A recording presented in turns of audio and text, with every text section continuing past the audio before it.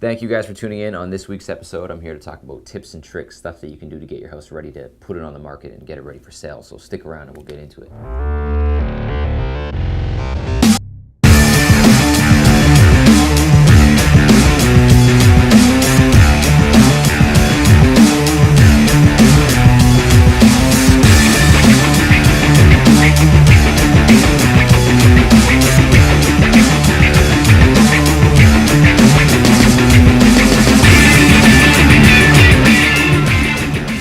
Back. It is May 27th. It is Friday at noon. Every Friday I bring you guys these quick videos to talk about real estate. You know this, and I'm here to talk to you today about just tips and tricks that you can do around the house if you're thinking of selling or if you're getting ready to put your house on the market. I've been into a lot of homes with a lot of different buyers, and it's funny, the things that they notice will never be the things that you think about. So just a couple quick tips just to start the video off. Baseboards. Make sure your baseboards are clean. If you got dogs and the baseboards are beaten up, grab a can of white paint or whatever color the baseboards are and spend a weekend doing quick touch-up paints. It goes a long way.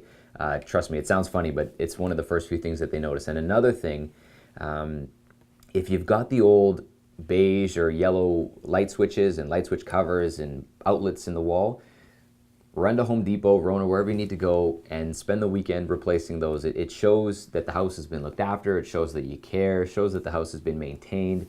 And again, it's something that you'll never think about living there because it's home for you. You use it every day, but it's one of those things that buyers look at and it stands out to them. So when they're looking at 6 or 7 houses, you want to make yours the most attractive of those 6 or 7.